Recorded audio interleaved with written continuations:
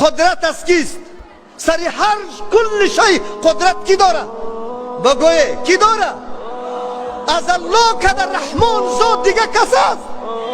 لیکن چرا مردم در قبر میره؟ الله را آواز نمیده، قبر آواز میده. مشکل کشا قبر میدونه، اولاد دهنده قبر میدونه. اللهی که رحمان است، اللهی که قادر است، اللهی که علم محیط داره، او را نمیشناسه. ملت کدام طرف روان است؟ ملت چی میکنه؟ یک روز سوال نمیشه؟ در قبر نمیری؟ من ربک است پیش سوال نمیشه؟ ربی تا شناختی؟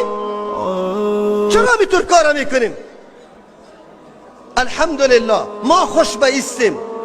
امی جوانی که آلی نشسته و او دختری جوانی که ازدواج کرده، الحمدلله اردوش شاگردای مدرسه بود، پافشاری کردن که عروسی ما اسلامی باشه، منکرات نباشه. اول شب ما که به معصیت الله بگذرانیده شوه، ما از او اولاد چی توقع خیر داشته باشیم؟ ما از او زندگی چی توقع خیر داشته باشیم؟ راست بگویه امو بی عزتی و بی حرمتی خوب است؟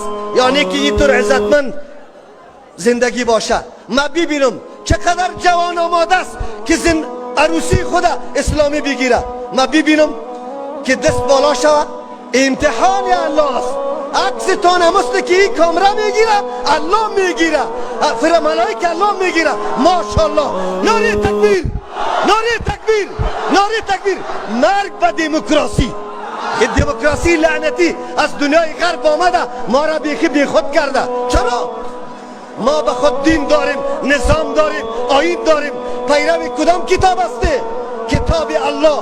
در کل زندگی خود قانونی خود قرار دادیم، تابع از اوستیم. عزت ما، حیثیت ما، مرتبه و افتخار ما کدام دین است؟ اسلام. کدام کتاب است؟ قرآن.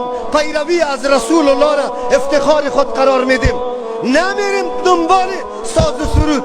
چرا؟ مؤمن واقعی مسته. قد افلح المؤمنون الذين هم في صلاتهم خاشعون.